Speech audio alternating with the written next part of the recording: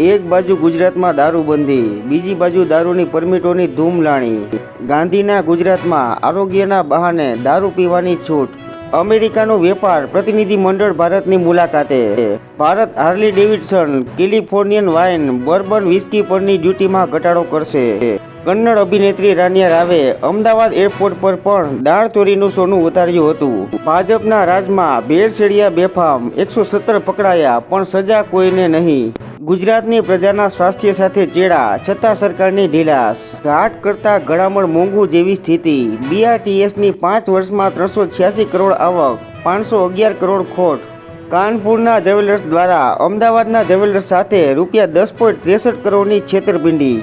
હરિયાણામાં અકસ્માત, રામોલના 3 પોલીસ કર્મીના મોત, પીએસઆઈ ગંભીર. ભારતમાલા રોડ ઉપર પોલીસની બોલેરો ટ્રક સાથે અથડાઈ. કેન્દ્રની સૂચના મુજબ કમિશનનો ઠરાવ, પરંતુ ખાનગી મેડિકલ કોલેજોમાં 50% બેઠકોમાં સરકારી ફી લાગુ નહીં થાય. અંકલેશ્વર સહિત જીઆઈડીસીના ઉદ્યોગોમાં મજૂરોની અછતથી રોજમદારોની ભાવ ₹650થી વધીને 1600 થયો. સાયબર ફ્રોડ કોલ સેન્ટર્સને એકાઉન્ટ ભાડે આપી 50 કરોડની હેરાફેરી કરી. ગુજરાતમાં 25 કરોડ, દેશમાં 22 અબજ શ્રીફળનું ઉત્પાદન. નાળિયેર તેલના ડબ્બાનો ભાવ ₹4000ની વિક્રમ સપાટીએ.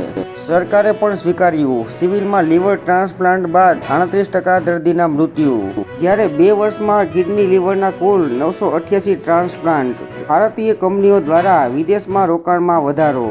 એઆઈ એજન્ટ અને ચેટબોટના જમાનામાં પણ ઓનલાઈન કમ્પ્લેનમાં ગ્રાહકોના 15 અબજ કલાક કોલ હોલ્ડ પર વેડફાયા. બગસરાના મોટા મુંજિયાસરની શાળાની ઘટનાના પડઘા ગાંધીનગરમાં. મોબાઈલ ગેમમાં ટાસ્ક પૂરો કરી પૈસાની લાલચે વિદ્યાર્થીઓએ હાથમાં કાપા માર્યા. પીએલઆઈ યોજનાથી ઉત્પાદનને વેગ. સોનામાં ધીમી ગતિએ આગેકૂચ. ચાંદી ₹1000 ઉછળીને ₹99000. નાણાકીય ક્ષેત્રે ડિજિટાઇઝેશનના ઉપયોગમાં ભારતની મોટી પ્રગતિ. ગ્રાહકોના હકો તથા સગવડતાને ધ્યાનમાં રાખવા નીતિ વિષયકોને રિઝર્વ બેંકના ગવર્નરની સલાહ. 5મી T20 ન્યૂઝીલેન્ડે પાકિસ્તાનને હરાવીને 4-1થી શ્રેણી વિજય મેળવ્યો. જજ વર્મા સામે એફઆઈઆર માટે સુપ્રીમ કોર્ટમાં અરજી. મેસી સહિતની આર્જેન્ટિનાની વર્લ્ડ ચેમ્પિયન ફૂટબોલ ટીમ ઓક્ટોબરમાં ભારત આવશે. ફેમિલી કોર્ટે પતિની તરફેણમાં આપેલા ચુકાદાને બહાલ કરાયો. આત્મહત્યાની ધમકી કે તેનો પ્રયાસ ક્રૂરતા છે જે છૂટાછેડાનું કારણ બની શકે. હાઈકોર્ટ. ₹6000 કરોડનું મહાદેવ સટ્ટા એપ કૌભાંડ. છત્તીસગઢના પૂર્વ સીએમ ભૂપેશ બધેલના સંકલોમાં સીબીઆઈના દરોડા. જુહુમાં ઐશ્વર્યા રાયની કારણે બેસ્ટ બસે પાછળથી ટક્કર મારી. અમેરિકામાં પ્રમુખપદની ચૂંટણીમાં મતદાન વખતે નાગરિકત્વનો પુરાવો રાખવો પડશે. ચીન જ નહીં, ભારત પણ ફેન્ટાલિનના પુરવઠાનો મહત્વનો સ્ત્રોત. અમેરિકા. ફેન્ટાલિનથી અમેરિકામાં ઓક્ટોબર 2024 સુધીમાં 52000ના મોત. સુપ્રીમ કોર્ટનો તમામ રાજ્યોને આદેશ. ગેરમાર્ગે દોડતી જાહેરાતો રોકવા રાજ્યો ટોલ ફ્રી નંબર જાહેર કરે. સરહદે શાંતિ. માનસરોવર યાત્રા શરૂ કરવા માટે ભારત ચીન સંમત. બેઇજિંગમાં બંને દેશોની મહત્વની બેઠક મળી. કોમી શાંતિ માટે પહેલ જરૂરી. સંભલના સીઓ.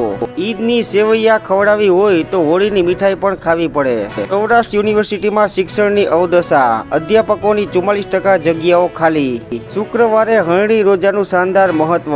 ધોરાજીમાં 45 મસ્જિદોમાં અલવિદા પડી રમજાન માસને અપાશે વિદાય. ઉર્જા વિભાગની જાદુગીરી. સૌર ઉર્જાનો જ લાભ નહીં. 200 કરોડના સોલાર પંપ લગાવ્યા છતાંય 600 કરોડની વીજળી વેડફાઈ.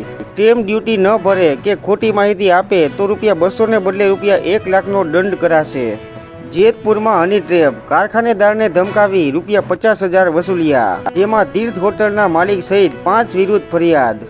મેક ઇન ઇન્ડિયા પહેલ બાદ ભારતનું સંરક્ષણ ઉત્પાદન વધ્યું. ભારત સરકાર 156 લડાકુ હેલિકોપ્ટરો ખરીદવાના સોદાને મંજૂરી આપશે.